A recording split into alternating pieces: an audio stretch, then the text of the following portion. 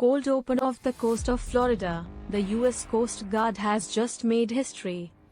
61,740 pounds of cocaine.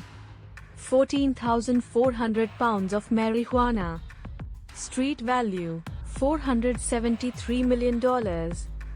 One of the largest drug seizures of the decade. The catch. Picture this, 28 metric tons of narcotics.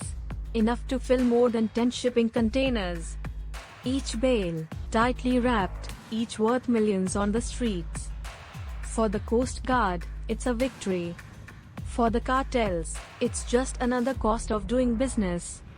Smugglers' routes, from the jungles of Colombia, through the Caribbean, across vast waters, smugglers use go-fast boats, fishing vessels, and even homemade submarines. Every route is dangerous. Every shipment, a gamble worth hundreds of millions. A war with history. In the 1980s, Miami was the cocaine capital of the world. Cartels like Medellin and Cali built empires, flooding the US with drugs. 4 decades later, the routes have changed. The faces have changed. But the war? The war goes on. The economics: a kilo of cocaine costs under $2,000 to produce in South America. On US streets, it can sell for more than $30,000. Even after billion-dollar seizures, the cartels keep growing richer.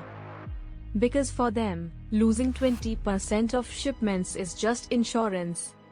The cat-and-mouse game: Coast Guard cutters, helicopters, drones, radar, versus traffickers' encrypted radios, hidden compartments, and narco subs. Every move sparks a counter-move. A never-ending chase across oceans.